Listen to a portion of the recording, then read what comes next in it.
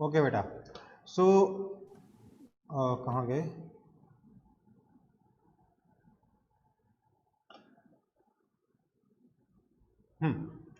तो last class में हम लोग पढ़ रहे थे हाइड्रोस्टैटिक पैराडॉक्स। उसमें हमने क्या देखा था कि कंटेनर की वॉल्स जो फोर्स लगा रही है ना, वो एक्स्ट्रा वेट या जो डिफिसिट ऑफ वेट है उसको बैलेंस कर रही थी, है ना? देखा था ना हमने इस केस में, ऐसे केस में देखा था ना कि वॉल्स जो फोर्स लगा रही हैं उसकी वजह से इस सेकंड केस में एक्स्ट्रा वेट जो लिक्विड है उसको सपोर्ट मिल रहा है, और इस केस में जो लिक्विड का वेट जो मिसिंग है, मतलब जो कम लिक्विड है, उसकी जगह डाउनवर्ड डायरेक्शन में एक्स्ट्रा फोर्स ये वॉल्स प्रोवाइड कर रहे हैं। ये देखे थे हम लोग, हाँ या ना? भूल गए? यस। ओके। तो अब देखना ये है कि आखिरकार ये वॉल्स कितना फोर्स अप्लाई करती हैं। देखिए, मैंने इसके लिए कंटेनर लिया, एक ग्लास कंटेनर है। आप सोचिए, मैं पता लगाना चाहता हूं ये जो वॉल है, wall A B C D, ये वॉल इस कंटेनर के अंदर रखे लिक्विड पर कितना फोर्स अप्लाई कर रही होगी, या कंटेनर के अंदर रखा लिक्विड इस वॉल पे कितना फोर्स अप्लाई कर रहा होगा, ये मुझे समझना है। अगर आपको लग रहा है कि सर कंटेनर की वॉल्स पे ये लिक्विड क्यों फोर्स लगाएगा, या ये वॉल्स लिक्विड पे क्यों फोर्स लगाएगी, अगर आप उसको फिजिकली समझना चाहते हो तो यू कैन इमेजिन कि ये जो लाइन ए बी है और ये जो लाइन सी डी है, इन दोनों लाइंस के लॉन्ग लेट से एक जिपर लगा हुआ है। अब अगर आप सडनली इस जिपर को खोल दोगे तो क्या होगा? क्या पानी बाहर की तरफ निकल जाएगा, हाँ या ना? पानी इधर की तरफ निकल जाएगा दीवार को खोलते हुए, पटकते हुए, हाँ या ना? सिर्फ ए बी जिपर और सी डी जिपर, इन दोनों वर्टिकल जिपर्स को हमने खोल दिया तो क्या होगा? ऐसे करके गिर जाएगी दीवार, है ना? लिक्विड गिराएगा कि नहीं गिराएगा, सोचो यस जरा, सर। इमेजिन करो, इमेजिनेशन जरूरी है। Can you all imagine it? आप लोग जवाब देना बंद कर दोगे हर बार की तरह। यस ठीक है सर। भाई, यस सर। तो मैं मोनोलॉग ही कर देता हूँ आप लोगों के लिए। हाँ, तो ये जो फोर्स लग रहा है उसकी वजह से दीवार ऐसे गिर जाएगी अगर मैं यहाँ पे जिपर खोल दूँ तो। सिमिलरली इमेजिन कि अगर मैं zipper A B C D और ए डी तीनों के लॉन्ग साइमल्टेनियसली एक झटके में जिपर खोल दूंगा तो ये वॉल कैसे बिहेव करेगी, कोई बताएगा मुझे? ये वॉल, ध्यान दीजिए, ये वॉल बताइएगा कौन कौन, मैं 3-4 मोशन बता रहा हूँ, उसमें कौन सा मोशन करेगी। इस हाथ को उस वॉल मानना, ये वॉल सीधे ऐसे गिरेगी, ऐसे गिरेगी, या ऐसे करते हुए गिरते हुए ट्रांसलेट भी करेगी। समझ में आ रहा है? ऐसे गिरते हुए ट्रांसलेट करेगी खुलकर, ऐसे। कौन सा केस सही होगा? पहला वाला सीधे गिरना, दूसरा वाला ऐसे खुल जाना, तीसरा वाला ऐसे खुले भी और साथ साथ आगे ट्रांसलेट भी कर जाए। कौन सा वाला? सर खुल के ट्रांसलेट करेगा। थर्ड वाला केस होगा।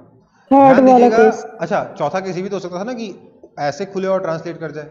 नहीं, ऐसे खुलकर ट्रांसलेट नहीं करेगी, ऐसे खुलकर ट्रांसलेट करेगी। क्यों? क्योंकि नीचे फोर्स ज्यादा है, नीचे प्रेशर ज्यादा है ना, तो नीचे फोर्स ज्यादा है और ऊपर फोर्स कम है, हाँ या ना?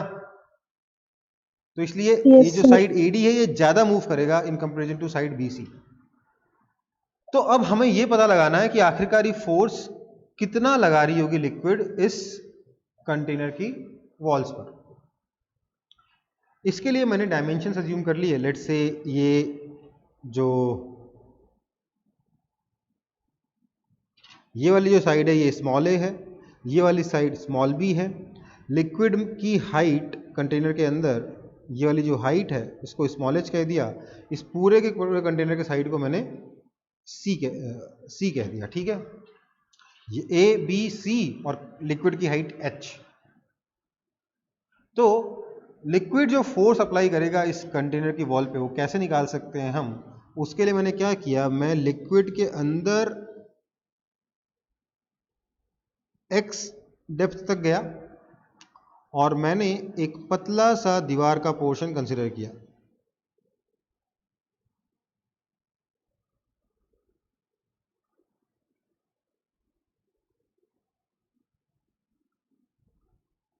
ठीक है, ये बहुत ही पतला सा दीवार का पोर्शन है जिसकी थिकनेस है, जिसकी हाइट है dx। ठीक है, तो इस पतली सी दीवार का पोर्शन जो मैंने कंसीडर किया उसका छोटा सा एरिया dA कितना होगा? क्या ये dA में b इंटू डी लिख सकता हूं, हाँ या ना? मेरे ख्याल से लिख सकता हूं, क्योंकि इसकी लेंथ b है, हाइट dx है, तो एरिया b इंटू डी हो जाएगा। नाउ अब इस पोजीशन पर प्रेशर कितना है?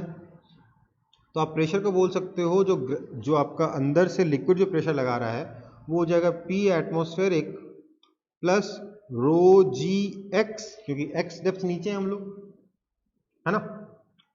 तो वो जो पतली सी दीवार है, जो दीवार का छोटा सा टुकड़ा है, इस टुकड़े पर कुछ फोर्स अंदर से लग रहा है प्रेशर P, और बाहर से भी एक फोर्स लग रहा होगा P एटमॉस्फेरिक, है ना।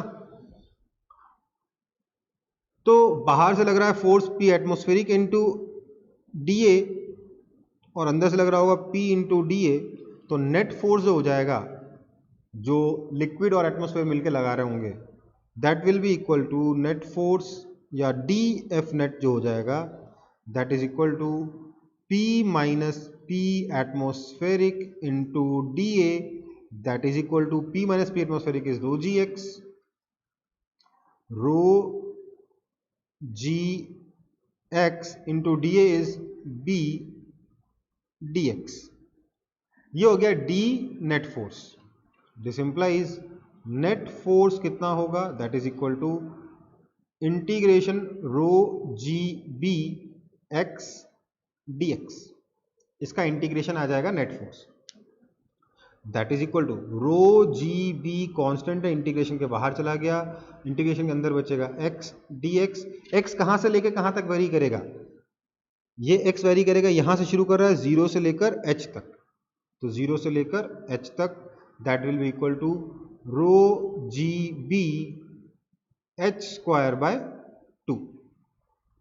सो दिस इंप्लाइज, हम ये भी लिख सकते हैं कि जो नेट फोर्स आया that is equal to rho ji H by 2 into b h. हालांकि ये सही तरीका नहीं है रिप्रेजेंट करने का, लेकिन याद कर सकते हो इससे आसानी से कि आधी डेप्थ पे जो प्रेशर है, एक्स्ट्रा प्रेशर, क्योंकि P एटमॉस्फेरिक तो बाहर से भी लग रहा होगा, जो एक्सेस प्रेशर है rho ji H by 2, that multiplied by ये वाला area B into H.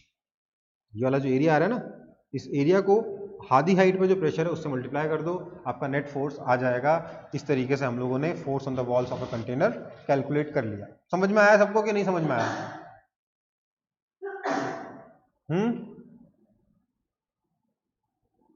Yes, sir.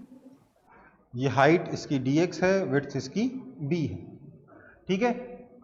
अब देखते हैं इसी चीज को सॉल्व करने का एक shortcut method, force on the walls of a container shortcut method.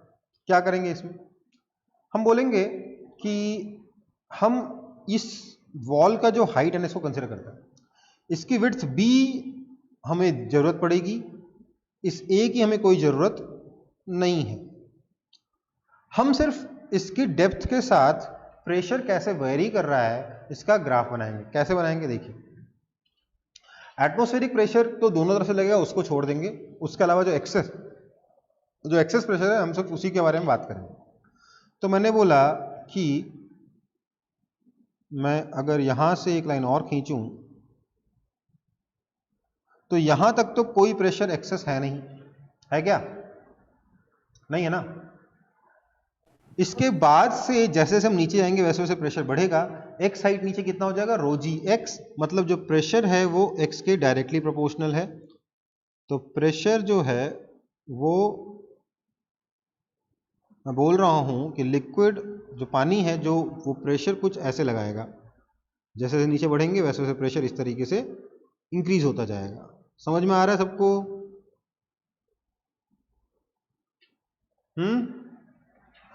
अगर ये हाइट h है तो ये भी h होगा,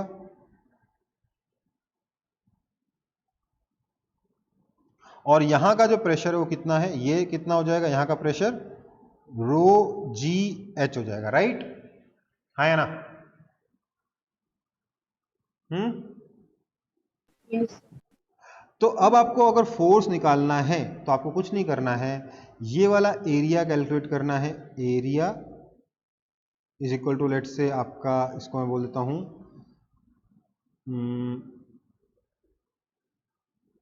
इसको ए बोल दे रहा हूं मैं, इस एरिया को।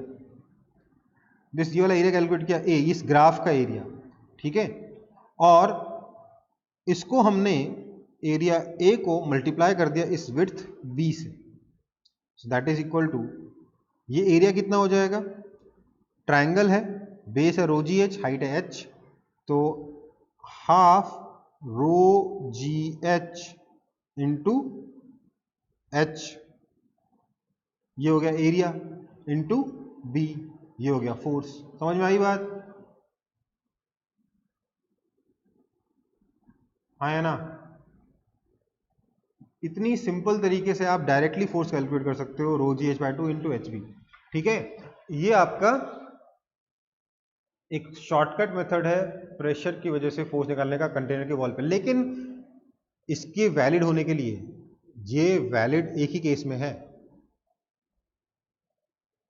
B is uniform. ये जो विड्थ B है ना, ये हाइट के साथ अगर वेरी करेगी तो ये तरीका काम नहीं करेगा, उस केस में आपको डी ए लेकर कैलकुलेट करके ही निकालना पड़ेगा। लेकिन हाँ, अगर ये विड्थ कांस्टेंट है तो आप डायरेक्टली इस मेथड से सॉल्व कर सकते हो। समझ में आई बात? हाँ या ना?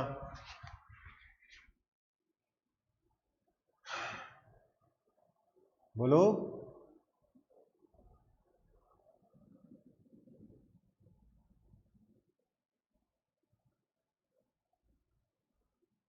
डेप्थ के साथ बी चेंज नहीं होना चाहिए, ये जरूरी है इस मेथड के काम करने के लिए, ये वाला area multiplied by width b के काम करने के लिए, ठीक है।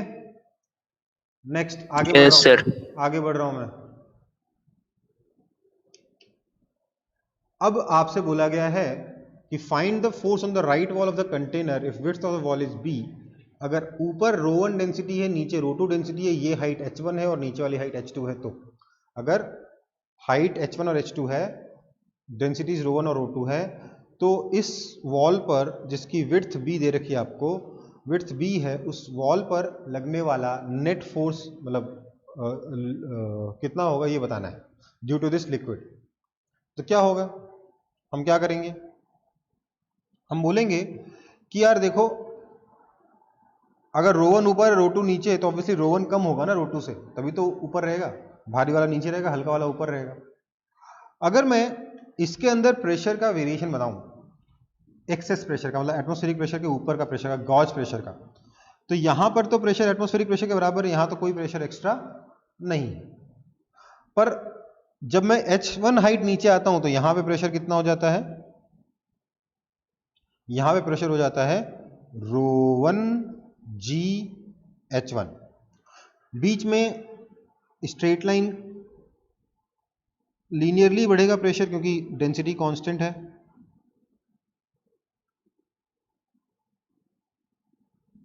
तो ये रहा यहां पे ग्राफ, ये है आपका रो वन जी H1।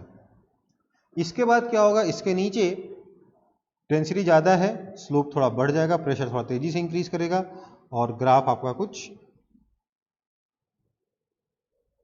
ऐसा आएगा, सच दैट ये वाला जो प्रेशर है, जो बॉटम मोस्ट पॉइंट पे प्रेशर है होगा, वो कितना हो जाएगा, हो जाएगा rho one G H1 plus rho two G H2, ठीक है। तो ये जो वॉल है, इस वॉल पर इस तरीके से ये प्रेशर एक्ट कर रहा है, नीचे भी इसी तरीके से प्रेशर एक्ट कर रहा है, ठीक है। तो आपका जो नेट फोर्स होगा, net force will be given by, net force will be given by, क्या हो जाएगा नेट फोर्स, ये पूरा area multiplied by b, so b into ये पूरा एरिया, ये पूरा एरिया में क्या, ऊपर ट्राइंगल है, नीचे ट्रेपेजियम है ना। सो इसके लिए हम लिखेंगे half rho one G H1 into H1 ऊपर वाला एरिया प्लस नीचे वाला area half sum of parallel sides ρ1 g H1 plus ρ1 g H1 plus ρ2 g H2 sum of parallel sides हो गया into distance between them is H2। ये समझ में आया सबको? Yes sir. नेट फोर्स जो है वो ऊपर के ट्राइंगल का एरिया और नीचे के ट्रेपेजियम का एरिया मल्टीप्लाइड बाय बी हो गया। So that is equal to B times G भी कॉमन आ जाएगा, ये हो जाएगा ρ1 H1 square by 2 plus ρ1 H1 H2 plus ρ2 H2 square by 2। ये आपका नेट फोर्स आ जाएगा। ठीक है, ये आंसर है। कोई दिक्कत?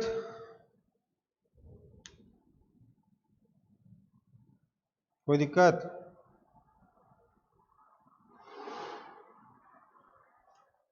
हाँ सर। कॉपी कर लो फिर इसे जल्दी जल्दी।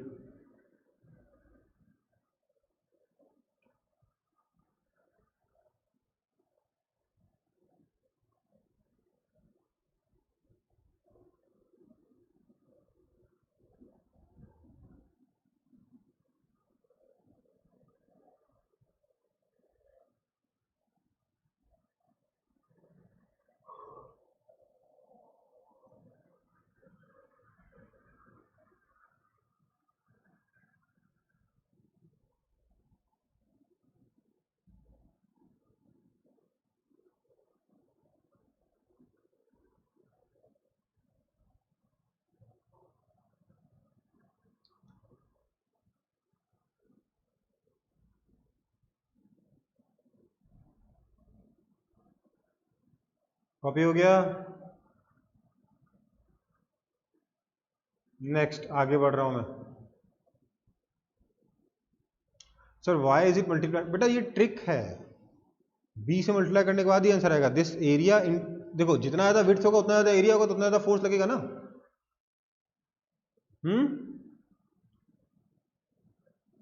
Yes sir. वॉल का एरिया ज्यादा होगा तो फोर्स ज्यादा लगेगा, जितना ज्यादा वाइड वॉल होगा उतना ज्यादा फोर्स लगेगा। उसी का अकाउंट में लेने के लिए हम लोग 20 मल्टीप्लाई करते हैं। और ये एक ट्रिक है, शॉर्टकट मेथड इसके आंसर को पहुंचने के लिए, और ये तभी काम करेगा अगर इसका विड्थ बी कांस्टेंट है। अगर विड्थ बी कांस्टेंट नहीं है तो ये मेथड काम नहीं करेगा। ठीक है, यस सर। ओके।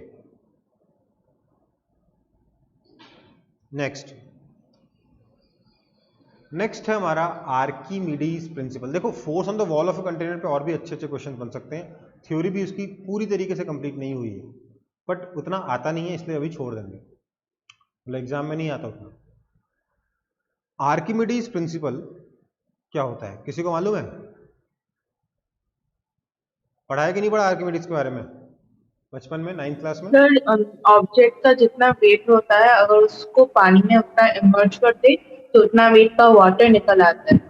बहुत ही गलत बोला आपने, पूरी तरीके से गलत जवाब दिया बेटा।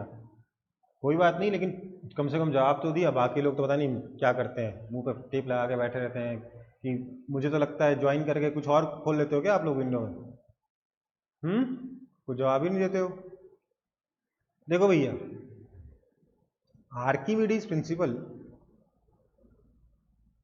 वैसे तो बहुत सिंपल है, पर उसके वहां पहुंचने से पहले थोड़ी सी आर्किमिडीज की कहानी सुनते हैं। कहानी मालूम है आपको आर्किमिडीज की कि नहीं मालूम है?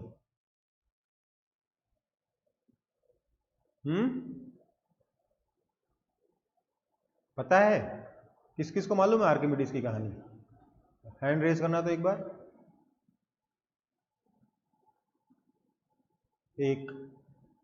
एक आदमी को पता है। 2, 6, 7, ठीक है। सुनो मैं बताता हूँ आर्किमिडीज की कहानी। आप लोगों को शायद आधी अधूरी पता हो, पूरी कहानी सुनाता हूँ। आर्किमिडीज का किंग कौन था मुझे याद नहीं है, जरूरत भी नहीं है, लेकिन ये समझ लो जैसे अपने अकबर के दरबार में बीरबल था ना, वैसे ही आर्किमिडीज था, बीरबल वाली पोस्ट पे था। ठीक है, मतलब ही वॉज अ, मतलब एक तरीके से क्या बोल रहे हैं, कंसल्टेंट था एक तरीके से राजा का। तो अब क्या हुआ, किंग ने अपने लिए एक क्राउन बनवाया, गोल्ड का क्राउन बनवाया, प्योर गोल्ड का क्राउन बनवाया, उसमें कोई मतलब अलग से उसने कोई हीरे वीरे नहीं जड़वाए, पूरा गोल्ड का क्राउन बनवाया उसने अपने लिए किंग ने। और जब क्राउन बनाकर गोल्डस्मिथ ने किंग को दिया तो किंग को हुआ डाउट। क्या डाउट हुआ कि यार ये प्योर गोल्ड नहीं लग रहा मुझे देखने में। तो गोल्डस्मिथ ने बोला सर आपके लिए स्पेशली बनाया है, अलग तरीके से बनाया है, इसलिए कलर वाला थोड़ा सा बदल गया है ये गोल्ड ही। गोल्डस्मिथ ने ये बोला। अब किंग को पूरा विश्वास नहीं हुआ इस बात पे, तो उसने बोला कि आर्किमिडीज एक काम करो, तुम पता लगाओ ये गोल्ड है कि नहीं है पूरी तरीके से। आर्किमिडीज ने बोला मैं कैसे पता लगाऊं, तो उसके लिए तो कोई भी पता लगा लेगा, आपको कोई भी इसमें कुछ थोड़ा सा बस उसको छेड़ना होगा, रिएक्शन वेक्शन करा के देखना होगा कि हो रहा है नहीं हो रहा वगैरह वगैरह। तो नहीं नहीं नहीं नहीं, मुझे क्राउन पसंद बहुत है, मैं नहीं चाहता कोई इसका कुछ छेड़छाड़ करे, कोई केमिकल में डालना कुछ नहीं करना, सिर्फ मुझे ये बता दो देखकर कि ये क्राउन पूरी तरीके से गोल्ड का है या नहीं है। मतलब कोई भी केमिकल प्रॉपर्टी हम यूज नहीं कर सकते क्राउन की। तो अब आर्किमिडीज सोच में पड़ गया कि यार गोल्ड को पहचानने के लिए मैं क्या करूं, बिना किसी केमिकल प्रॉपर्टी का, बिना कोई और केमिस्ट्री लैब में गए मैं कैसे पता लगाऊं कि ये गोल्ड असली गोल्ड है या नहीं है। आर्किमिडीज बोला सर मेरे को भी नहीं पता। तो राजा ने बोला 1 हफ्ते का टाइम दे रहा हूं, पता लगा लो, नहीं तो सैलरी किस बात की देता हूं, सूली में टांग दूंगा। उस जमाने में तो ऐसे होता था ना, राजा जरा सा तुमसे नाखुश हुआ तुमको सूली में लटका देगा। तो आर्किमिडीज परेशान हो गया। आर्किमिडीज ने सोचा अरे यार तो पता लगाना पड़ेगा कि कैसे कैसे पता लगाएं कि असली गोल्ड है कि नहीं है। तो उसने सोचा कि यार अगर मैं केमिकल प्रॉपर्टी का यूज नहीं कर सकता तो मुझे फिजिकल प्रॉपर्टी का यूज करना होगा। तो मुझे बेसिकली इस क्राउन का मेरे को डेंसिटी निकालना होगा। क्या निकालना होगा? डेंसिटी। अगर वो गोल्ड की डेंसिटी के बराबर है तब तो क्राउन पूरे गोल्ड का है, अदरवाइज क्राउन गोल्ड का नहीं है। समझ में आई बात? ये सोचकर आर्किमिडीज ने बोला कि मेरे को मैं डेंसिटी कैसे पता लगाऊं, और वो इस सोच में डूब गया। वो सोचता रहा सोचता रहा सोचता रहा, 1 दिन हो गया, 2 दिन हो गया, 3 दिन हो गया, 4 दिन हो गया, 5 दिन हो गया, 6 दिन हो गया, उसे आंसर नहीं मिला।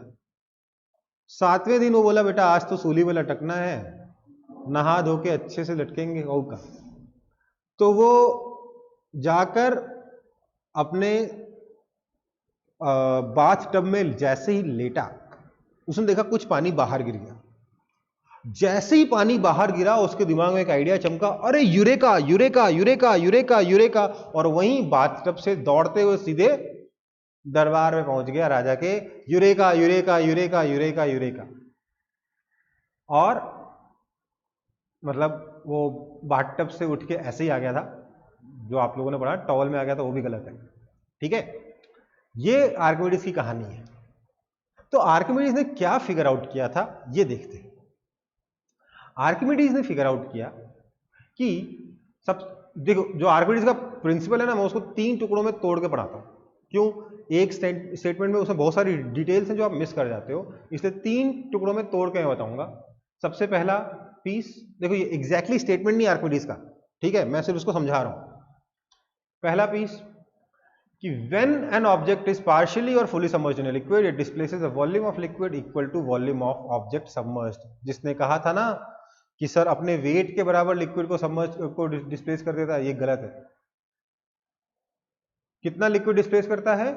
जितना वॉल्यूम ऑब्जेक्ट का लिक्विड के अंदर सबमर्ज हो उतना वॉल्यूम ऑफ लिक्विड डिस्प्लेस करता है। समझ में आई बात? मतलब क्या है इसका? मतलब ये है कि यहां स्टोन को देखिए, स्टोन को मैं पानी में डुबाऊंगा, क्या होगा? मैंने स्टोन को पानी में डुबोया तो पानी का लेवल राइज करना चाहिए। अब उतना मैं एनिमेशन यहाँ बना नहीं पा रहा, तो मैंने अलग से दिखाया आपको। पानी का लेवल राइज कर जाएगा, ठीक है। ये जो एक्स्ट्रा वॉल्यूम, जो वॉल्यूम में राइज हुआ है ना, इसमें बेसिकली ये क्यों हुआ है? क्योंकि स्टोन जिस जगह पे गया उस जगह से उसने लिक्विड को हटा दिया, हाँ या ना? Yes sir. कितना लिक्विड हटाया? जितना जगह, जितनी वॉल्यूम स्टोन ने ऑक्यूपाई करी उतने वॉल्यूम का लिक्विड हटा दिया। तो stone has displaced liquid that is equal to volume of the stone. तो वही बात कह रहा है कि when an object is partially और fully submerged in liquid, it displaces a volume of liquid equal to the volume of object submerged. जो object का वॉल्यूम सबमर्ज्ड है, मतलब सबमर्ज्ड का मतलब लिक्विड के सरफेस के नीचे है, उतना वॉल्यूम ऑफ लिक्विड हमारे ऑब्जेक्ट ने डिस्प्लेस कर दिया है। ये आर्किमिडीज का पहला प्रिंसिपल है। समझ में आई बात? सॉरी, प्रिंसिपल आर्किमिडीज के प्रिंसिपल का पहला पार्ट है। नेक्स्ट, अब क्योंकि वो लिक्विड ऊपर चला गया है, अपनी जगह से डिस्प्लेस हो गया है, इसलिए क्या करेगा? The liquid will apply a net upward force on the object called buoyant force. Liquid चाहेगा इस ऑब्जेक्ट को वापस से हटाना, फिर से नीचे आना, तो इसलिए लिक्विड स्टोन को बाहर निकालने के लिए ऊपर की तरफ फोर्स लगाएगा। The liquid applies a net upward force on the object. This force is called buoyant force. क्या नाम होता है इसका? Buoyant force. Sometimes we also call it upthrust. So the force is called buoyant force. This force is equal to weight of the liquid displaced. समझ नहीं, liquid displaced.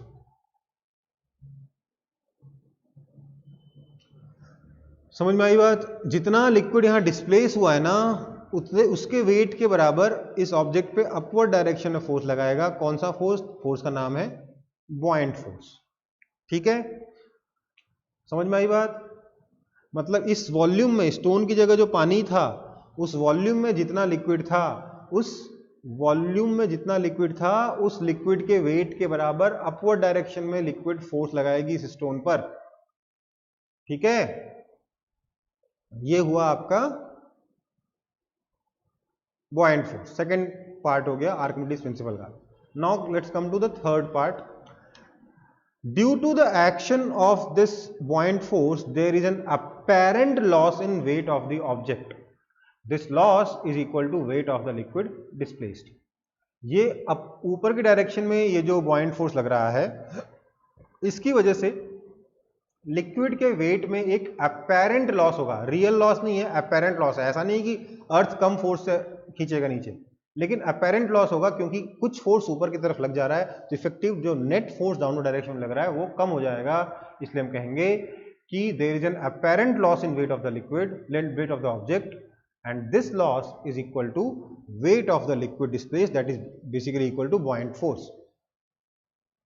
तो कहने का मतलब ये है कि जो इफेक्टिव वेट हो जाएगा, वेट इफेक्टिव, ये अब mg नहीं बचेगा, बल्कि mg में से एक बॉयंट फोर्स सबट्रैक्ट हो जाएगा, उतना बचेगा। समझ में आई बात?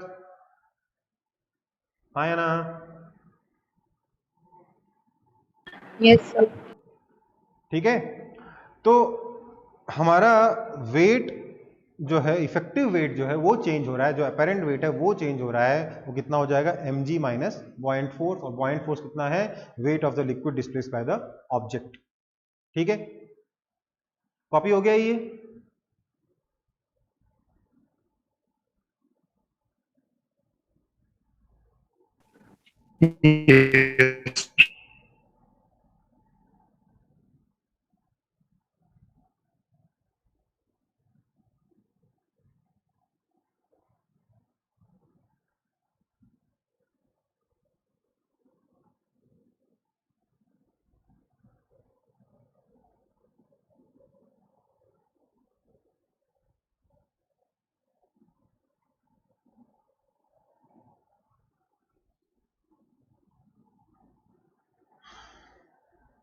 आगे बढ़ूं? Yes sir. Yes sir. Okay, so ये मेरे पास एक इलस्ट्रेशन है। If mass of the stone is m, container with water weighs W, container और वाटर का वेट मिला के W है, and all other equipments are massless, मतलब जितने भी इक्विपमेंट्स हैं ना बाकी के, मतलब ये आपका स्टैंड हो गया, ये दोनों वेइंग मशीन, तीनों वेइंग मशीन हो गए, ये स्प्रिंग बैलेंस हो गया, ये सब मासलेस है। Find the reading in different scales, मतलब different weighing machines and spring balance, assuming buoyant force of stone to be buoyant force on stone to be B। तो बोला है कि लिक्विड प्लस कंटेनर का वेट W है, इस stone का मास M है, इस पर अपवर्ड डायरेक्शन में बॉइंट फोर्स लग रहा है B, और हमें इन सारे स्केल्स पर जो रीडिंग आ रही होगी वो बताना है। Weighing machine 1, weighing machine 2, weighing machine 3, spring balance, इन चारों में जो रीडिंग्स हैं वो हमें बतानी है, बाकी सब कुछ मासलेस से बता रखा है। क्वेश्चन समझ में आया? हाँ या ना?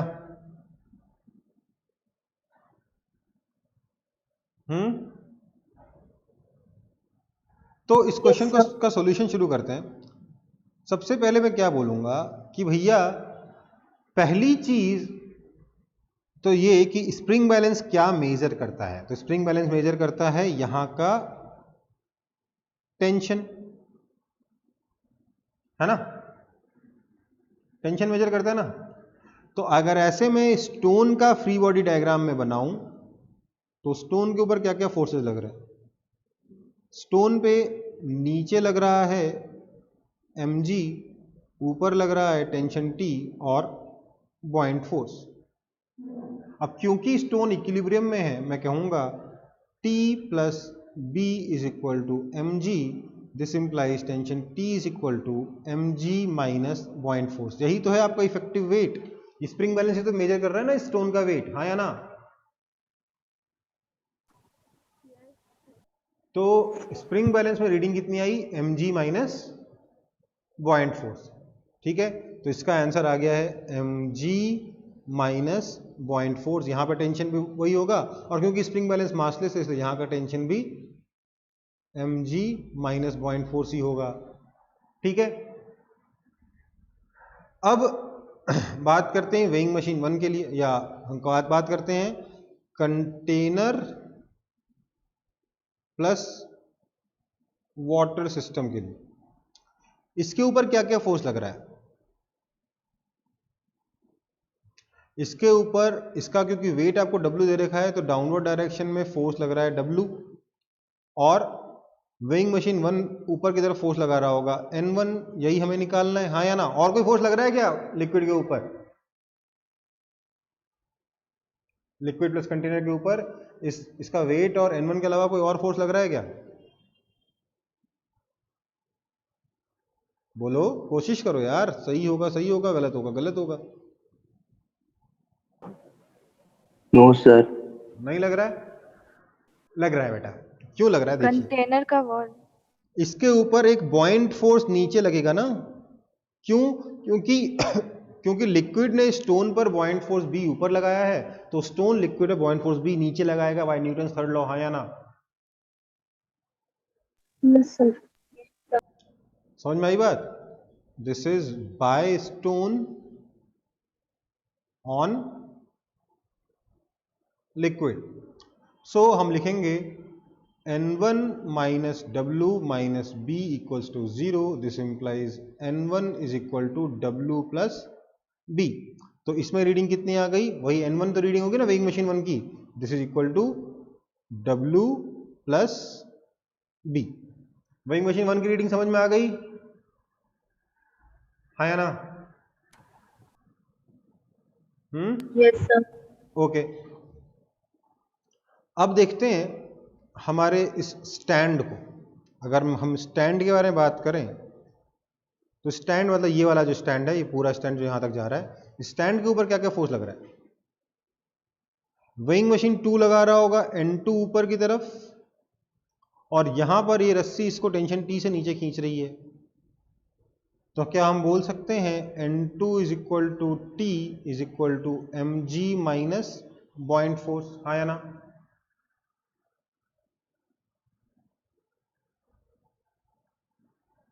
हाँ या ना?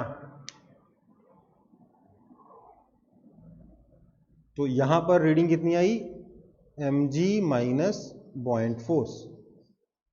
वेइंग मशीन 2 की रीडिंग कितनी है? mg minus buoyant force. क्योंकि मैंने दे रखा है ऑल इक्विपमेंट आर मासलेस, मतलब इसका भी मास जीरो है, इस पे कोई ग्रेविटेशनल फोर्स नहीं लगेगा, सिर्फ यहाँ से वेइंग मशीन 2 ऊपर लगाएगा, यहाँ से टेंशन टी नीचे लगेगा, दोनों एक दूसरे को बैलेंस करेंगे तो N2 is equal to T आ जाएगा और N2 is equal to mg minus B आ जाएगा। तो वेइंग मशीन 2 का रीडिंग कितना है? mg minus b. कोई दिक्कत है इसमें? No sir. अब वेइंग मशीन 3 की रीडिंग बतानी है, फटाफट बताओ क्या आएगी इसकी रीडिंग?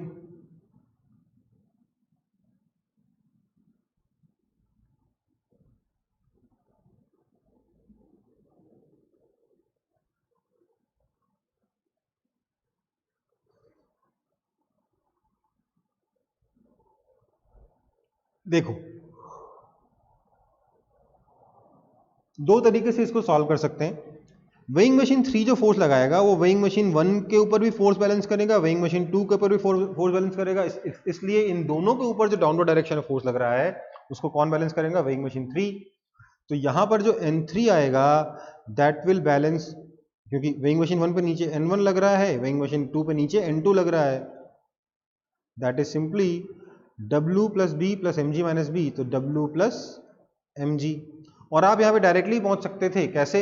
आप बोलते ये जो पूरा का पूरा जो सिस्टम है ना ऊपर रखा हुआ, उसमें सारे फोर्सेस तो इंटरनल ही हैं, बस वेइंग मशीन 3 जो फोर्स लगा रहा है वही इन सारे फोर्सेस को बैलेंस करेगा, इसलिए वेइंग मशीन 3 की रीडिंग आ जाएगी W प्लस mg। समझ में आई बात? क्योंकि यहाँ पे वेट क्या है? सिर्फ इसका मास m है और इसका वेट W है, तो इसका वेट mg हो गया, इसका वेट W ही रह गया, तो W प्लस mg आंसर हो जाएगा। समझ में आया कि नहीं आया?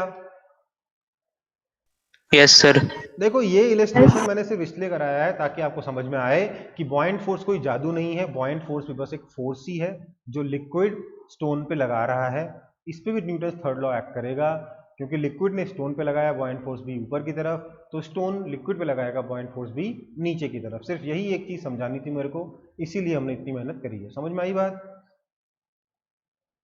इजी है कि डिफिकल्ट है ये?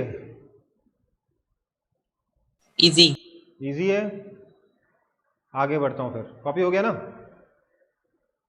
यस। ओके। अच्छा, तो मुझे एक बात बताओ, किस चीज का वेट ज्यादा होगा, 1 किलो रुई या 1 किलो लोहा? से इक्वल वेट।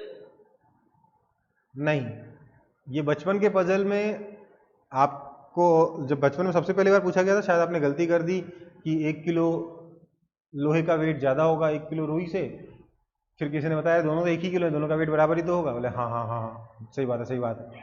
फिर अब मैं बोल रहा हूं नहीं, आपने पहले जो गलती से आंसर दिया था ना वही सही था। क्यों?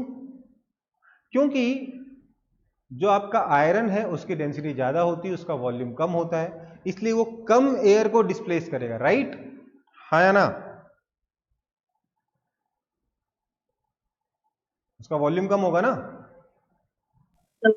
Yes sir. तो कम Yes, एयर को sir. डिस्प्लेस करेगा, तो उस पर बॉयंट फोर्स कम लगेगा ऊपर की तरफ, और रुई के ऊपर बॉयंट फोर्स ज्यादा लगेगा, तो रुई का जो वेट है वो mg माइनस बी कम हो जाएगा। सही में रुई हल्का होता है, 1 किलो रुई सही में 1 किलो लोहे से हल्का होता है। समझ में आई बात? Due to buoyant force, not due to gravitational force but due to buoyant force. समझ में आया कि नहीं आया?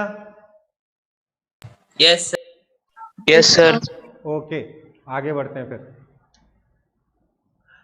तो अब हम लोग कुछ न्यूमेरिकल साइड जा रहे हैं।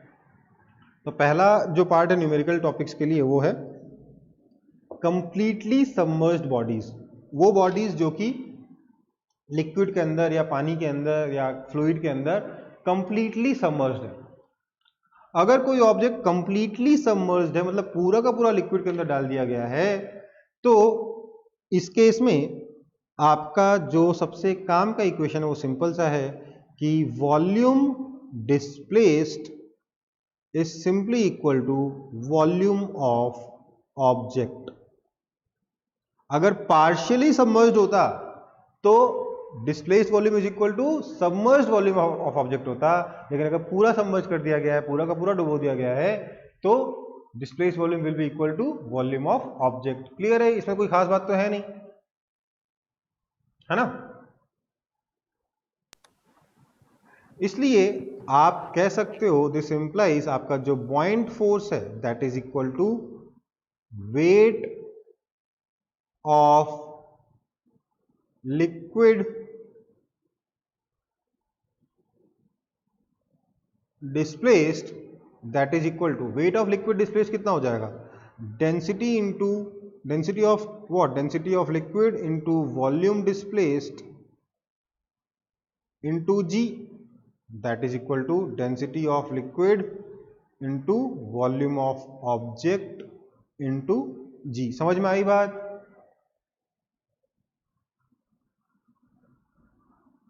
समझ में आया कि नहीं।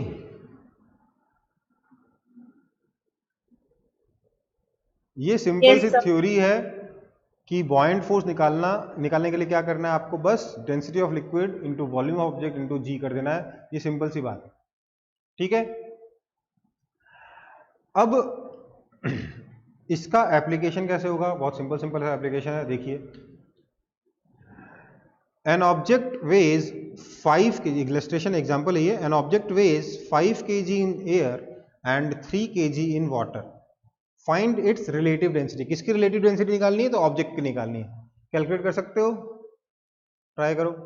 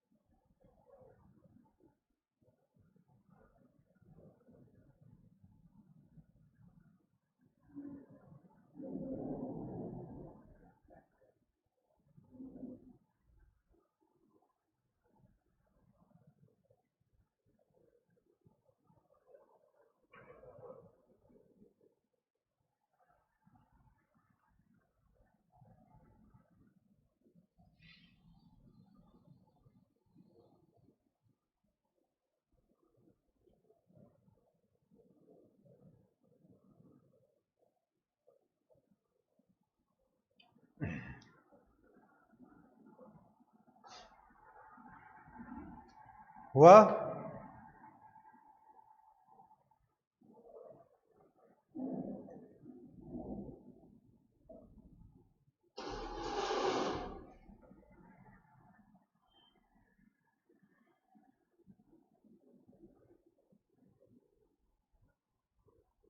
देखो भैया, सिंपल सी बात है, जब एयर में वेट किया गया है तो ध्यान दीजिएगा एयर की डेंसिटी बहुत कम होती है, इसलिए एयर का बॉयंट फोर्स आप निग्लेक्ट कर सकते हो। समझ में आई बात।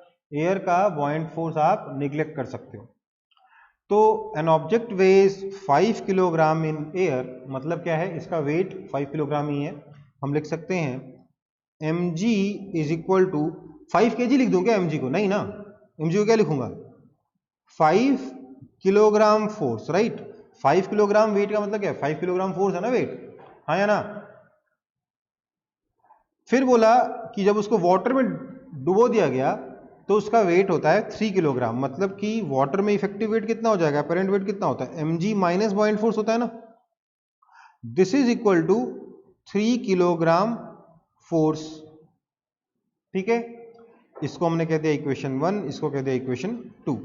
अब मैंने इक्वेशन 1 में से इक्वेशन 2 को सब्ट्रैक्ट किया तो मुझे क्या मिला, मुझे मिला buoyant force is equal to 2 kilogram force, ठीक है। मैंने इसके बाद बोला अच्छा बॉइंट फोर्स 2 किलोग्राम फोर्स आ गया है, इसको इक्वेशन 3 कह के अगर मैं 1 को डिवाइड कर देता हूँ 3 से, आप बोलोगे सर ये क्यों किया, थोड़ी देर में अगले स्टेप में समझ में आ जाएगा। 1 को अगर मैं 3 से डिवाइड करता हूँ तो मुझे मिलेगा mg by buoyant force is equal to 5/2 which implies mg क्या है, मास कितना है, मास है density of object into volume of object into g तो है ही है, अपॉन बॉइंट फोर्स कितना था, density of liquid into volume of object into g that is equal to 5/2, क्योंकि कंप्लीटली समझ है इसलिए ये आपका बॉइंट फोर्स हो जाएगा। तो हम देखेंगे वॉल्यूम ऑफ ऑब्जेक्ट कैंसिल हो गया, g और g कैंसिल हो गए, क्या बचा, density of object upon density of liquid, liquid कौन सा है, वाटर है, upon density of water is equal to 5/2, और इसी चीज को तो हम रिलेटिव डेंसिटी कहते हैं, तो ये हो गया relative density is equal to 5/2, ये आपका आंसर है। समझ में आया कि नहीं आया, समझ में आया Yes, कि नहीं? sir. आ गया समझ में? Yes sir. Yes sir. Easy है,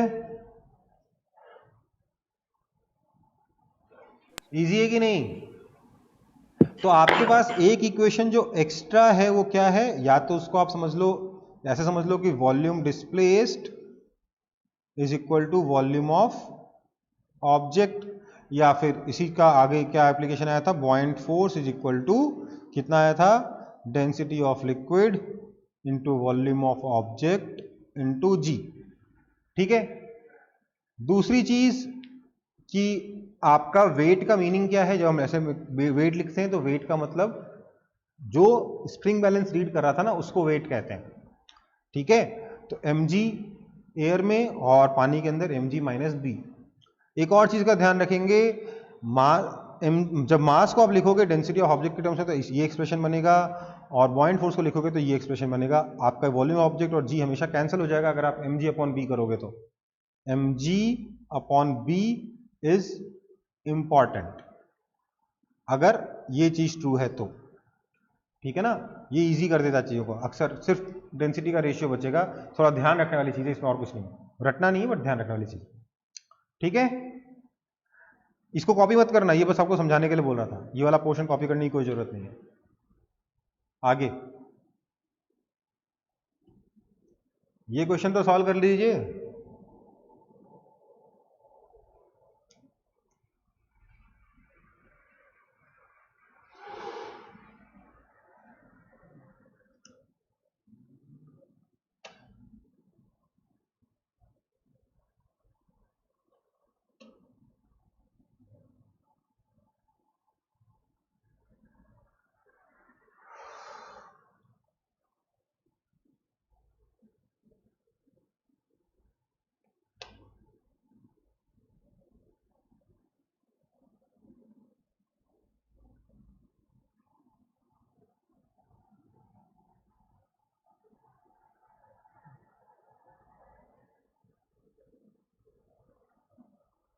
तो मन्ना आपका आंसर गलत है, और ट्राई करिए।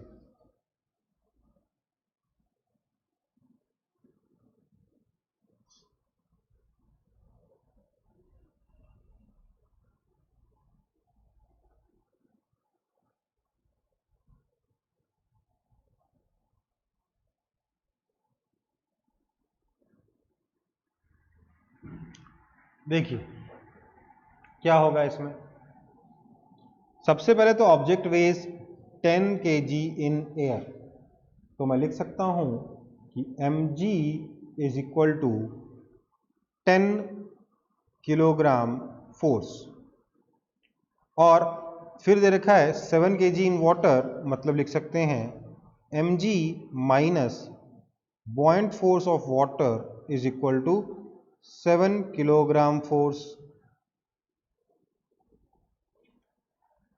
मैं तीसरे केस के लिए लिख सकता हूं कि mg minus buoyant force of liquid is equal to 5 kilogram force. अब मैंने कहा कि मैं बॉइंट फोर्स ऑफ वाटर अगर निकालना चाहता हूं तो मैं लिख सकता हूं 1 में से 2 को सब्ट्रैक्ट कर दो तो मुझे मिलेगा buoyant force of water is equal to 3 kilogram force, इसको मैंने कह दिया इक्वेशन 4। सिमिलरली अगर मैं 1 में से 3 को सब्ट्रैक्ट करूं तो मुझे मिलेगा buoyant force of liquid is equal to 5 kilogram force. This is equation 5। इसके बाद मैंने बोला let's divide equation 5 with equation 4। क्यों? मुझे buoyant force of liquid upon buoyant force of water मिल जाएगा, जिसको मैं आगे मैनिपुलेट करके अपना आंसर निकाल पाऊंगा। दिस इंप्लाइज buoyant force ऑफ लिक्विड कितना होता है बेटा? ये होता है density of liquid into volume of object into G, क्योंकि दोनों के जब कंप्लीटली सबमर्ज्ड बॉडी है तो displaced volume is same as volume of object. और buoyant force ऑफ वाटर कितना हो जाएगा? Density of water into volume of object into G. G से जी गया, वॉल्यूम ऑब्जेक्ट से वॉल्यूम ऑब्जेक्ट गया, ये हो गया आपका 5/3 और इसी को कहते हैं रिलेटिव डेंसिटी 5/3। ये आपका आंसर है। ठीक है? यस। ओके, बाद में आपका आंसर सही आ गया था दीपान्विता, आपका आंसर भी सही था। समझ में आ रहा है सबको कि नहीं समझ में आ रहा है? आ रहा है सर। इजी है ना? ये सब क्लास 9 में कर चुके हो आप लोग।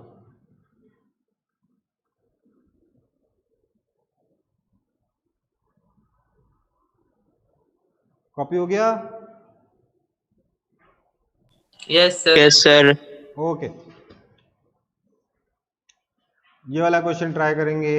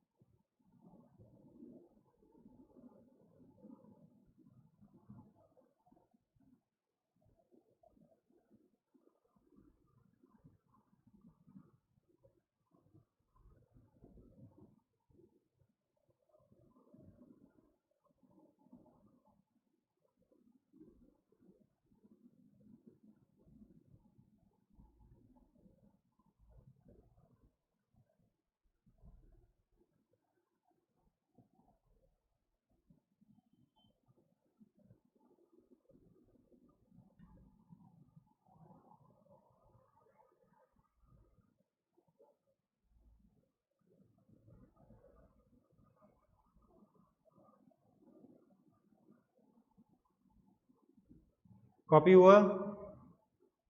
सॉल्व तो नहीं हो रहा है? किसी को आइडिया है क्वेश्चन कैसे सॉल्व होगा तो मेरे को मैसेज कर सकता, तो मैं वेट करूंगा, अदरवाइज मैं सॉल्व कर रहा हूं।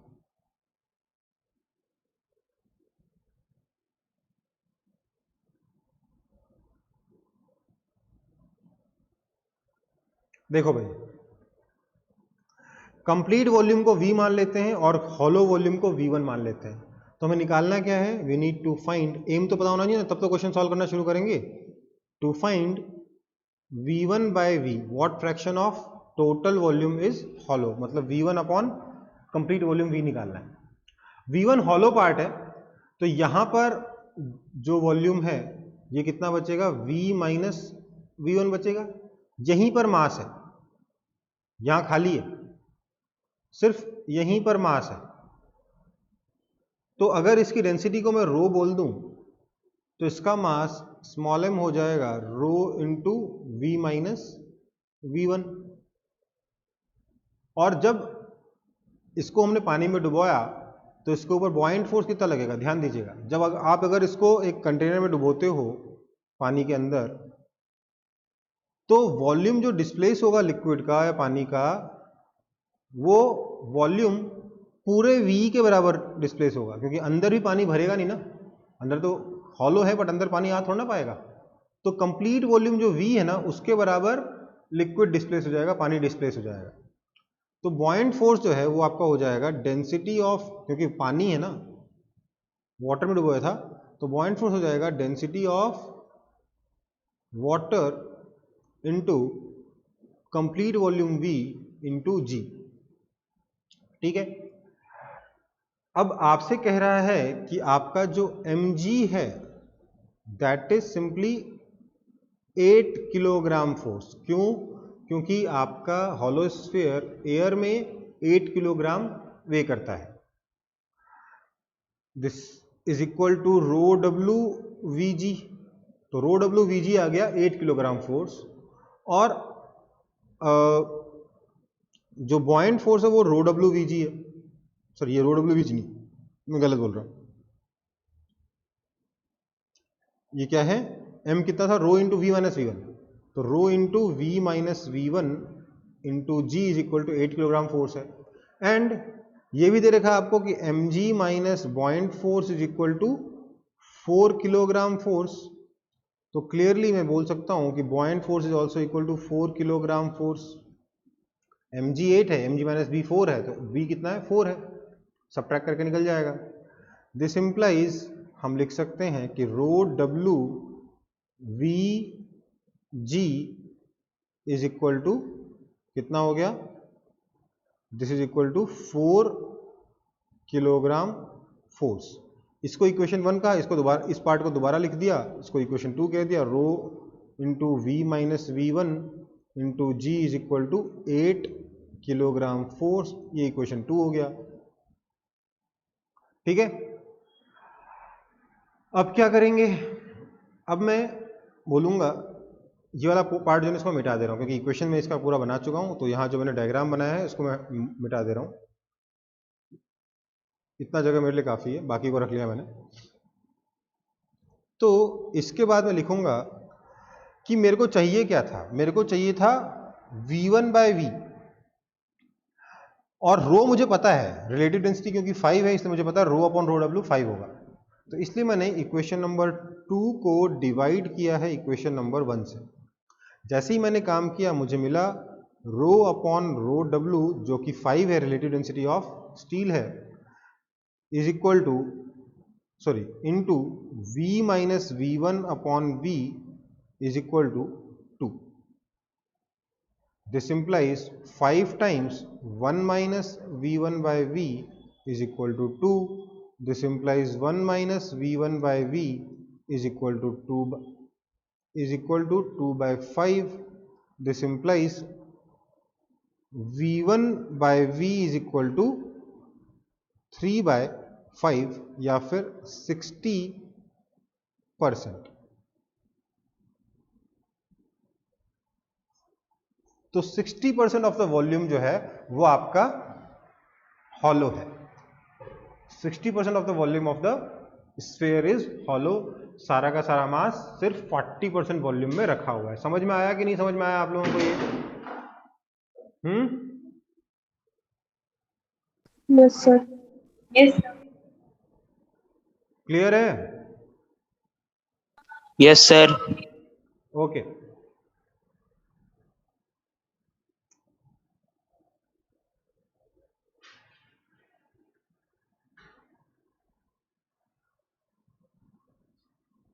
आगे बढ़े फिर।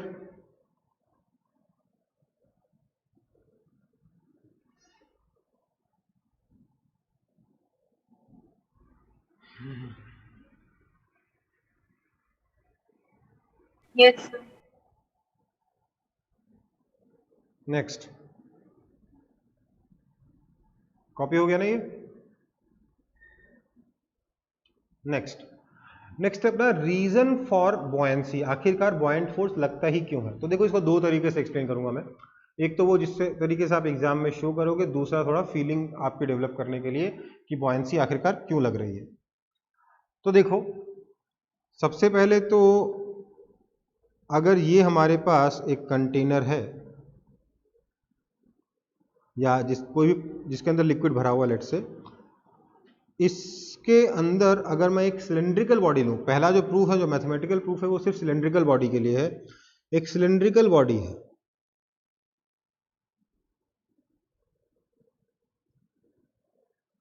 जिसका क्रॉस सेक्शन एरिया S है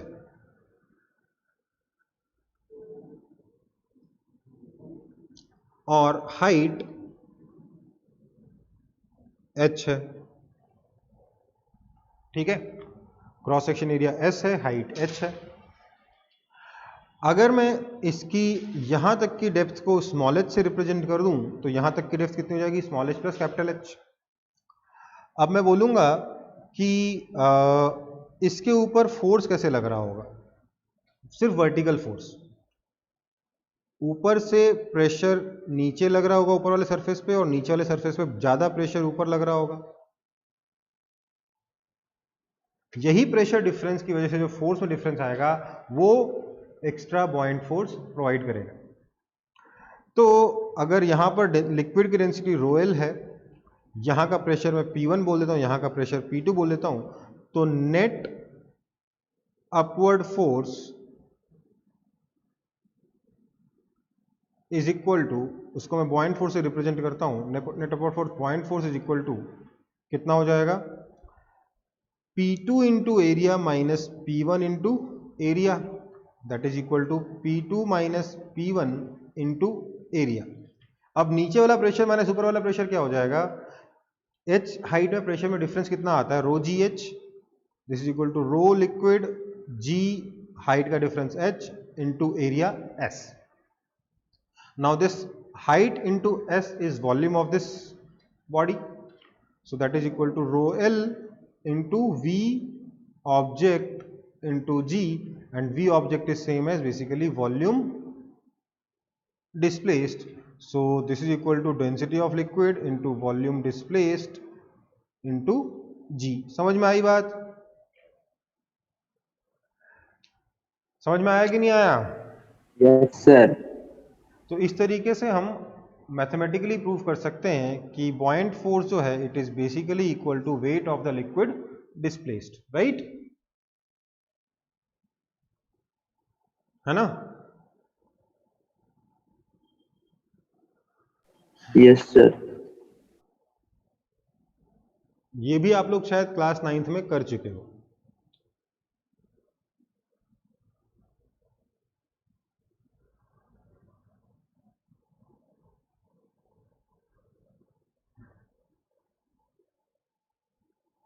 लेकिन this is only for a body of cylindrical shape. अगर शेप सिलेंड्रिकल नहीं हुआ तो हम ये फोर्स बॉयंट फोर्स कैसे निकालेंगे? एक जनरल शेप के लिए हमें बॉयंट फोर्स कैसे बोल सकते हैं कि it will be equal to weight of the liquid displaced? वो मेरा इस टॉपिक का अगला पार्ट है। देखिए क्या होगा।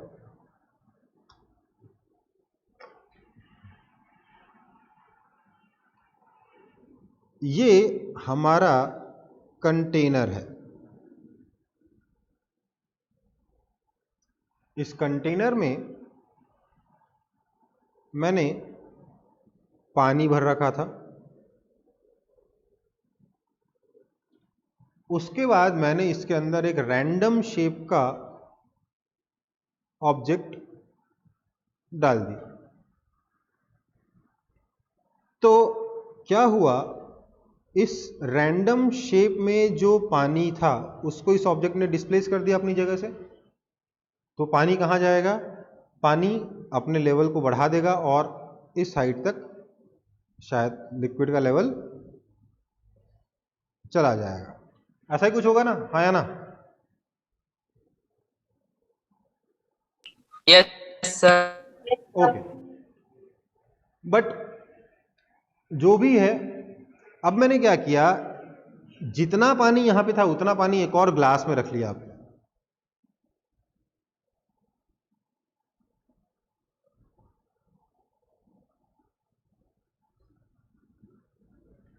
ठीक है, मैंने बोला कि इस पर, इस ऑब्जेक्ट पर ये पानी या लिक्विड चारों तरफ से प्रेशर अप्लाई करेगा। ऊपर प्रेशर कम होगा, नीचे प्रेशर ज्यादा होगा, पर प्रेशर लगेगा चारों तरफ से, है ना? तो हम क्या देखेंगे कि अगर इस ऑब्जेक्ट की जगह, क्योंकि इसका वॉल्यूम भी मैंने बोला V है और इतना ही वॉल्यूम मैंने इस ग्लास में भर रखा है, अगर मैं जादू करूं और यहां से इस पत्थर को हटा के उसी वॉल्यूम में बाकी के लिक्विड को डिस्प्लेस किए बिना, बाकी के पानी को हिलाए बिना, बाकी के पानी को डिस्टर्ब किए बिना बस यहां पे खोखला बना दूं और उस खोखले में मैं ये वाला पानी जाके भर दूं, इसके लिए मुझे जादू करना होगा। बट जादू समझिए, मतलब जादू करने से आपको समझ में आ जाएगा कि आखिरकार बॉइंट force exactly density into exactly wait of liquid displaced क्यों होता है।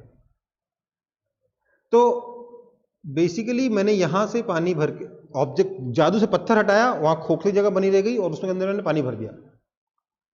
उसके बाद अगर मैं सिस्टम को छोड़ दूंगा तो क्योंकि यहां पे पानी भरा हुआ है, ये वाला पानी भी रेस्ट पे रहेगा, हाँ या ना?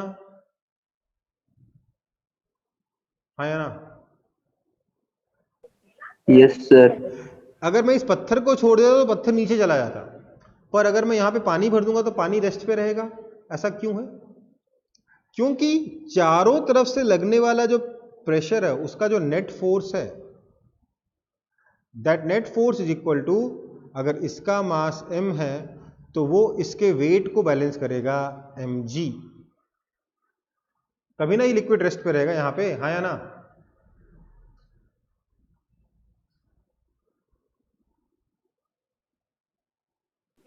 नहीं समझ में आया? क्या फिर से बताएं? एक बार और सुनो, क्या है, थोड़ा ध्यान से सुनना, थोड़ा सा कंफ्यूजिंग है, थोड़ा सा ट्रिकी है। यहां पर जितना वॉल्यूम हमारे स्टोन ने ले रखा था उतने ही वॉल्यूम का पानी हमने, या उतनी वॉल्यूम का लिक्विड हमने साइड में रखा हुआ है। अगर स्टोन की जगह ये लिक्विड पड़ा होता तो ये लिक्विड रेस्ट पे होता और इस लिक्विड पर यही प्रेशर लग रहा होता चारों तरफ से जो स्टोन पे लग रहा है, हाँ या ना? Yes sir. तो मतलब Yes, इस sir. स्टोन का जो नेट फोर्स है यही तो आपका बॉइंट फोर्स है ना। इस प्रेशर का जो नेट फोर्स है यही तो बॉइंट फोर्स है। और ये नेट फोर्स क्या होगा, इस लिक्विड के वेट को सपोर्ट कर देगा। तो मतलब ये नेट फोर्स इस लिक्विड के वेट के बराबर है, मतलब कि it is equal to weight of liquid displaced. This implies buoyant force is equal to weight of liquid displace. समझ में आया कि नहीं आया? देखो पूरा का पूरा जो प्रूफ है ना वर्ड्स में है, लिखाने के लिए कुछ नहीं है इसमें। जो स्टोन मैंने वहां रखा था उस स्टोन की जगह अगर मैं वापस पानी डाल दूं तो वो पानी रेस्ट पे रहेगा, मतलब स्टोन पे लगने वाला फोर्स उस पानी के वेट को बैलेंस करेगा, मतलब कि डिस्प्लेस्ड पानी या डिस्प्लेस्ड लिक्विड के वेट को बैलेंस करेगा, मतलब कि वो जो नेट फोर्स है, वो जो बॉयंट फोर्स है वो डिस्प्लेस्ड लिक्विड के वेट के बराबर है। समझ में आया? Yes sir. Yes sir. Yes sir. ठीक है, ओके। तो इस वजह से आप कह सकते हो कि buoyant force is always equal to weight of liquid displaced.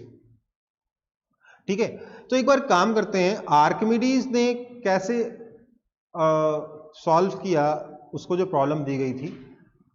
उसने बोला कि देखो सर एक काम करते हैं, वो जो आपका जो क्राउन है उसको एक बार एयर में वेट करते हैं, उसका एयर में वेट लेते हैं उसका, तो आ जाएगा mg is equal to X Y Z आ गया, एक्स आ गया मान लेते हैं। फिर उसने उसी चीज़ का वेट किया, पानी के अंदर डाल के उसी चीज़ को वे किया, उसी मुकुट को वे किया, तो M G minus B is equal to Y आ गया। फिर उसने दोनों को सब्ट्रैक्ट किया तो उसे मिला buoyant force is equal to x minus Y.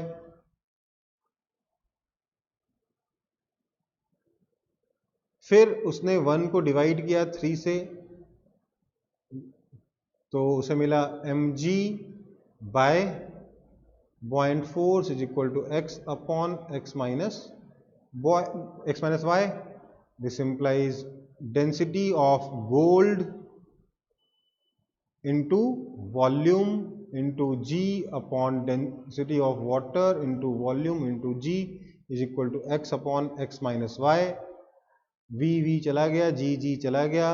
This implies density of gold upon density of water मिल गया 1 upon 1 minus y by x।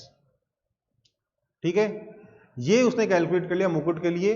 Gold नहीं बोलना चाहिए, मुकुट बोलना चाहिए, डेंसिटी ऑफ मुकुट अपॉन डेंसिटी ऑफ वाटर। और अगर ये रिलेटिव डेंसिटी गोल्ड की डेंसिटी के बराबर हुई तब तो वो गोल्ड का बना हुआ है मुकुट, अदरवाइज उसमें कुछ मिलावट है। समझ में आई बात? समझ में आया कि नहीं आया? Yes sir. Yes sir. ठीक है, चलो, तो ये इस तरीके से आर्किमिडीज ने अपनी प्रॉब्लम सॉल्व की थी। ये हम ऑलरेडी सॉल्व कर चुके हैं ये वाली इक्वेशन एक बार। कौन से क्वेश्चन में? इस क्वेश्चन में। An object weighs 5 kg in air and 3 kg in water, find its relative density। उसने यही क्वेश्चन सॉल्व किया। द मुकुट weighs x kg in air and y kg in water, find its relative density। समझ में आई बात? Yes sir. Okay, तो Archimedes principal clear है, बुयांसी क्लियर है, सबमर्ज्ड बॉडीज क्लियर है ना? Yes sir. और रीजन फॉर बुयांसी भी आप लोगों को क्लियर हो चुका है, राइट?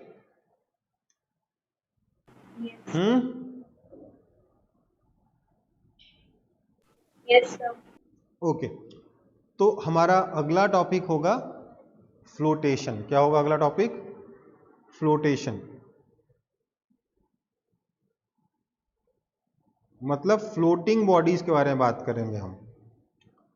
अब हमें ये पूछना है सबसे पहला कि पहला सवाल हमारे दिमाग में ये आएगा कि व्हेन डू बॉडी नहीं बोलना चाहिए, ऑब्जेक्ट्स फ्लोट। ऑब्जेक्ट्स फ्लोट कब करते हैं किसी लिक्विड के ऊपर? When do objects float? क्या कंडीशन मीट करने पे ऑब्जेक्ट्स फ्लोट करते हैं लिक्विड के ऊपर? बताइए तो। If it displaces water more than its weight। क्या ये कंडीशन सही है कि density of liquid, density of object is less than density of liquid? क्या ये कहना सही है कि गलत है? ये कंडीशन लगाना कि ऑब्जेक्ट तभी फ्लोट करेगा जब ऑब्जेक्ट की डेंसिटी लिक्विड की डेंसिटी से कम होगी, ये स्टेटमेंट सही है या गलत है? सही है सर। ये स्टेटमेंट गलत है, क्योंकि अदरवाइज आप शिप क्यों फ्लोट करती है, स्टील की बनी हुई शिप्स क्यों फ्लोट करती है, इसको एक्सप्लेन नहीं कर पाओगे, है ना? फ्लोटेशन में कई लोग बोलते हैं सर अगर buoyant force greater than mg हो जाए, ये सही है कि गलत है?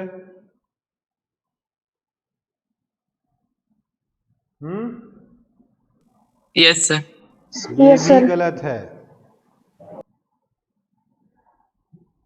अच्छा, क्या ये लिख सकता हूं कि density volume displaced is equal to volume of object बोल सकता हूं क्या फ्लोटिंग बॉडीज के लिए? No sir। नहीं बोल सकता। No, क्यों नहीं बोल सकता? क्योंकि ये रहा कंटेनर, ये रहा कंटेनर में रखा हुआ पानी, और उसके ऊपर अगर ऑब्जेक्ट फ्लोट करेगा तो ऑब्जेक्ट कुछ ऐसे फ्लोट करेगा, थोड़ा वॉल्यूम ऊपर होगा, थोड़ा वॉल्यूम नीचे होगा। समझ में आई बात? तो पूरा का पूरा वॉल्यूम जो है ऑब्जेक्ट का वो डिस्प्लेस नहीं हुआ है, ठीक है? इसलिए volume displaced is not equal to volume of object. तो भैया सही क्या है इस केस में, सही इसमें क्या होगा कि जब ऑब्जेक्ट फ्लोट करेगा तो क्यों करेगा, क्योंकि इसके ऊपर लगने वाले ग्रेविटेशनल फोर्स को बॉयंट फोर्स बैलेंस कर देगा, हाँ या ना। तो हमारे पास कंडीशन क्या आएगी, buoyant force is equal to mg। ध्यान दीजिए, हमारी एक इक्वेशन जो है ना वो चली गई, जब हम कंप्लीटली सबमर्ज्ड बॉडीज को सॉल्व कर रहे थे, वहां पर हमारे पास एक इक्वेशन थी, displaced volume is equal to volume of object. अब ये कंडीशन आप ये इक्वेशन अगर आप यूज नहीं कर सकते तो आपको कोई और इक्वेशन चाहिए थी। वो दूसरी इक्वेशन क्या है कि बॉयंट फोर्स जो है वो mg के बराबर है। बड़ा होगा तो ऊपर चला जाएगा ना ऑब्जेक्ट, फ्लोट कब करेगा, जब बॉयंट फोर्स और mg इक्वल हो जाए, हाँ या ना।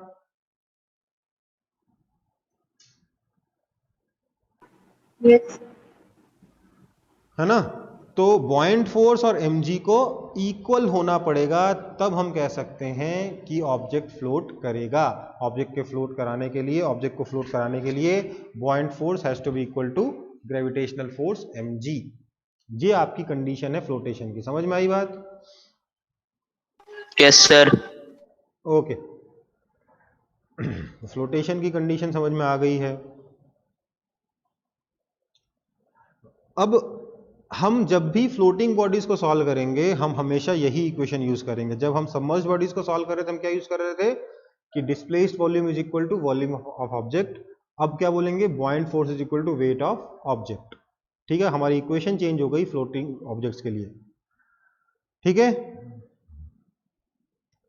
तो अगर मुझसे कोई बोले कि डिस्प्लेस्ड वॉल्यूम बताओ तो मैं क्या बोलूंगा कि क्योंकि मेरा बॉयंट फोर्स mg के बराबर है, इसलिए मैं कहूंगा कि volume displaced density of liquid into volume displaced into g is equal to mg।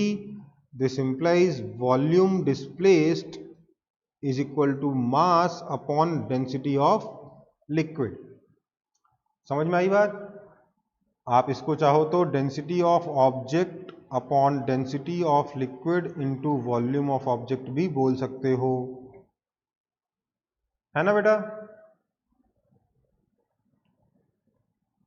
ये सब तो इजी है एकदम।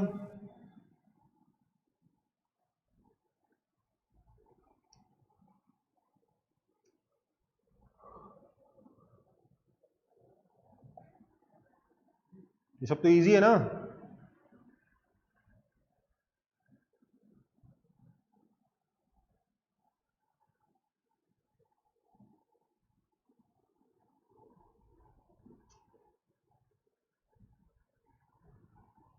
अच्छा, अब एक छोटी सी बात मुझे और समझा दो बेटा। ये आपका कंटेनर है, इस कंटेनर में पानी या कोई भी लिक्विड यहां तक भरा हुआ है, और इसके बाद हमने इसके अंदर एक ऑब्जेक्ट डाला।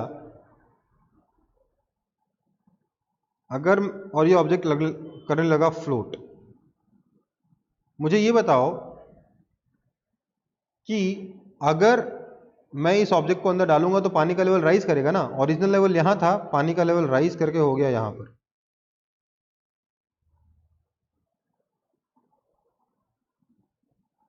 पानी का लेवल यहां से राइज कर गया और लेवल पहुंच गया यहां तक।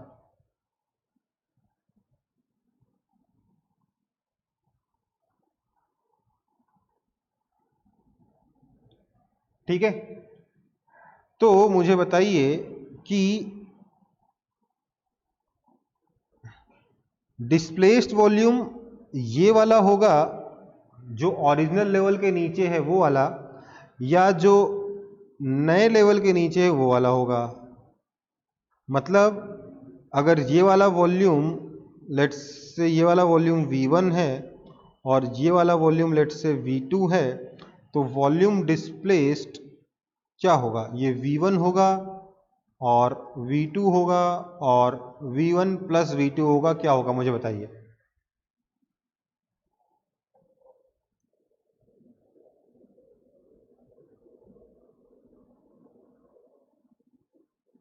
V1. The answer is V1 plus V2। Original level से मतलब नहीं है, वॉल्यूम सबमर्ज्ड क्या हो गया, अभी करंटली तो ये V1 प्लस V2 पूरा का पूरा वॉल्यूम सबमर्ज्ड है ना, हाँ या ना? Yes sir. तो जो वॉल्यूम सबमर्ज्ड है वो होगा वॉल्यूम डिस्प्लेस्ड। कभी बाद में एग्जाम में जाके कंफ्यूजन नहीं होना चाहिए, जो करंट वॉल्यूम सबमर्ज्ड है ना वो डिस्प्लेस्ड वॉल्यूम है। समझ में आई बात? Yes sir. Yes, sir. Okay, तो डिस्प्लेस्ड वॉल्यूम का कॉन्सेप्ट क्लियर है, बॉयंट फोर्स का कॉन्सेप्ट क्लियर है, कंप्लीटली समझ बॉडीज समझ में आ गया। फ्लोटिंग बॉडीज के ऊपर क्वेश्चंस करने बाकी हैं और एक आधे छोटे मोटे मिसलेनियस कॉन्सेप्ट बाकी हैं, बाकी पूरा चैप्टर खत्म हो चुका है। ठीक है ये वाला, तो मेरे ख्याल से आधे घंटे के आसपास का चैप्टर बचा है, नेक्स्ट क्लास में हम उसको कंप्लीट कर लेंगे। उसके बाद हम लोग इसके अगले चैप्टर पे चढ़ेंगे जिसका नाम है सरफेस टेंशन। बोला था ना मैंने पहले, हाँ या ना? Yes sir. ठीक है, तो नेक्स्ट क्लास में हम लोग सरफेस टेंशन का चैप्टर शुरू करेंगे। अभी के लिए क्लास ओवर है। Thank you. Thank you sir. Thank you बेटा।